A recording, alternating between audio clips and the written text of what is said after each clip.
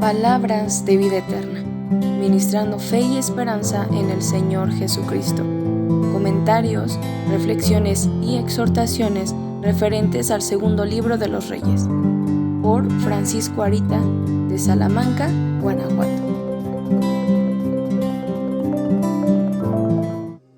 Un enfriamiento comienza levemente, pero poco a poco va creciendo. Se deja de leer la Biblia, de orar, de tomar decisiones tomando en cuenta lo que Dios tiene que decir. Todavía se va a la iglesia, pero se vuelve una costumbre, una rutina, una actitud religiosa. Ponemos nuestras mejores sonrisas cuando nos vemos las caras en ese lugar que llamamos congregación y salimos igual. Nada nos edifica, nada nos hace cambiar. Lo he dicho muy seguido, si yo sigo siendo la misma persona el día de hoy que hace un año, fue una pérdida de tiempo. Necesariamente tengo que cambiar, tengo que mejorar. Si después de 10 años sigo siendo el mismo necio, enojón, ignorante y criticón de siempre, debería examinarme si Cristo está en mi vida. Cuando Jesucristo llegaba a una ciudad, sanaba cojos, hablaba y hacía milagros. Salía de esa ciudad y esa ciudad ya no era la misma. Así es Él, lugar que llega, lugar que cambia. ¿Por qué entonces no debería cambiar tu vida?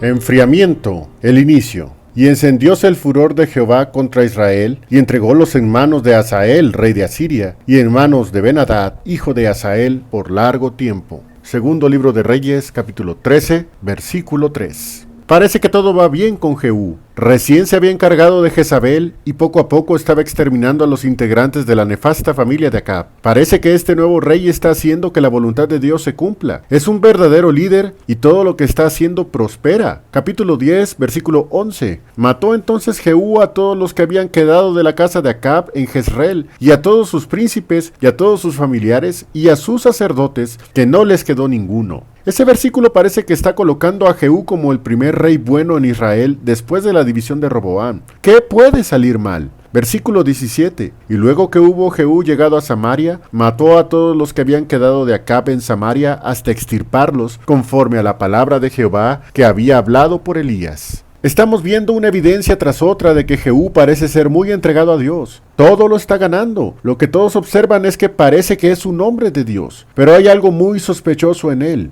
¿Cómo es eso? Sigo leyendo y versículos más adelante dicen, versículos 25 al 28, y después que acabaron ellos de hacer el holocausto, Jehú dijo a los de su guardia y a los capitanes, entrad y matadlos, que no escape ninguno, y los hirieron a cuchillo, y dejaron los tendidos los de la guardia y los capitanes, y fueron hasta la ciudad del templo de Baal, y sacaron las estatuas de la casa de Baal, y quemáronlas, y quebraron la estatua de Baal, y derribaron la casa de Baal, e hicieron la necesaria hasta hoy. Así extinguió Jehú a Baal de Israel. ¿No es suficiente prueba? Este hombre traerá a Israel el tan anhelado avivamiento. Por fin un rey entregado a Dios. Podrán proclamar a los cuatro vientos, Israel, por fin venceremos a esos sirios. Por fin Hazael, el hijo de Ben-Hadad, a quien nunca Joram pudo derrotar, será vencido. Llegó Jehú, el verdugo de Hazael. No es lo que Jehú hace lo que preocupa, es lo que no hace. ¿Pero qué dices?, podría alguien preguntar. ¿No ves cómo se está cumpliendo la profecía de Dios con él? Sí, eso lo entiendo. También Balaam, el que fue reprendido por un asna, dijo una vez, Dios no es hombre para que mienta, ni hijo de hombre para que se arrepienta. Y así bendijo al pueblo, pero él fue el que hizo que Israel pecara sexualmente con mujeres paganas, planeándolo todo en lo oscurito. Era un agorero engañador. ¿No será algo así Jehú? Si una iglesia está desviada de los caminos del Señor, ¿qué es lo primero que hay que hacer para rescatarla?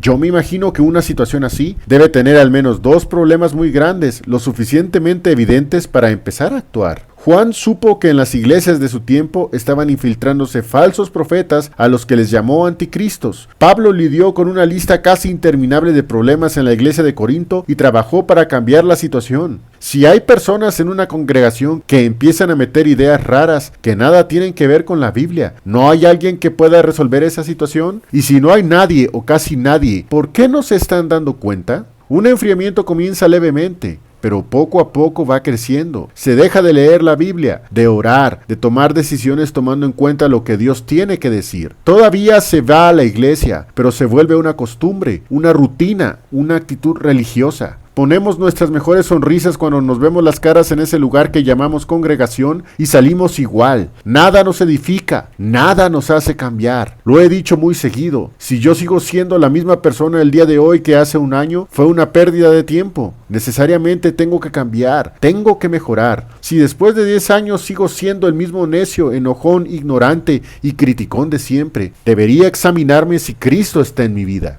Cuando Jesucristo llegaba a una ciudad, sanaba cojos, hablaba y hacía milagros. Salía de esa ciudad y esa ciudad ya no era la misma. Así es Él, lugar que llega, lugar que cambia. ¿Por qué entonces no debería cambiar tu vida? Hay algo en este pueblo que es muy persistente y Jehú no tomó cartas en el asunto. Hace unos minutos llegamos al versículo 28. Veamos qué dice la Biblia en el versículo 29. Con todo eso, Jehú no se apartó de los pecados de Jeroboam, hijo de Nabat, que hizo pecar a Israel, a saber, de en pos de los becerros de oro que estaban en Betel y en Dan.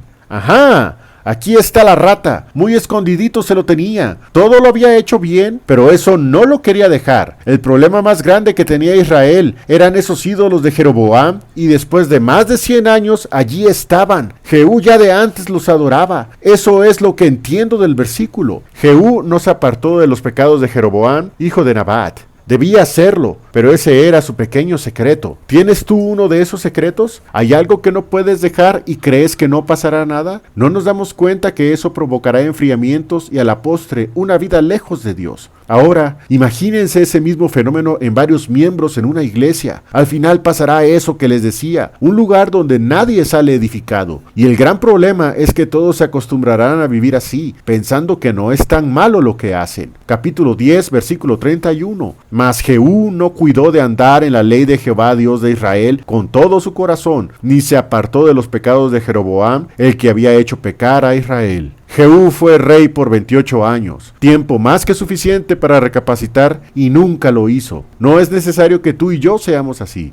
Dios mismo nos habla y nos dice, apártese de iniquidad todo aquel que invoca el nombre de Dios. Y como era de esperarse, como debemos deducir de inmediato, su hijo lo imitó tropezando de la misma manera. Capítulo 13, versículos 1 y 2. En el año 23 de Joás, hijo de Ocosías, rey de Judá, comenzó a reinar Joacás, hijo de Jehú, sobre Israel en Samaria, y reinó 17 años. E hizo lo malo en ojos de Jehová, y siguió los pecados de Jeroboam, hijo de Nabat, el que hizo pecar a Israel, y no se apartó de ellos. Hay una gran enseñanza a pesar de todo. Algo debe hacerse para que alguien recapacite. Para grandes males, grandes remedios. Y solo hay uno que puede proporcionar un remedio apropiado. Capítulo 13, versículo 3. Y encendióse el furor de Jehová contra Israel, y entrególos en manos de Hazael, rey de Siria, y en mano de Ben-Hadad, hijo de Hazael, por largo tiempo.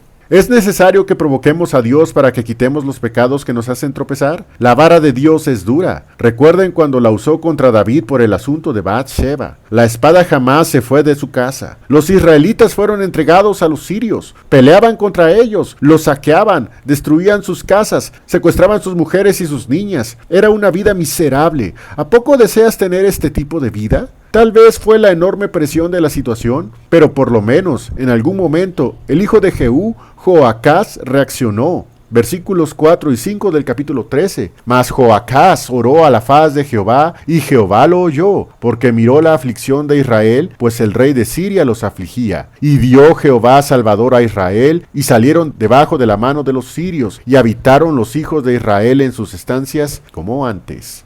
Por fin volteó hacia arriba, y Dios en su misericordia los salvó de los sirios. No obstante, todo esto ya estaba algo podrido. Vean el insólito comportamiento de Israel. Versículo 6 dice, con todo eso no se apartaron de los pecados de Jeroboam, el que hizo pecar a Israel. En ellos anduvieron, y también el bosque permaneció en Samaria.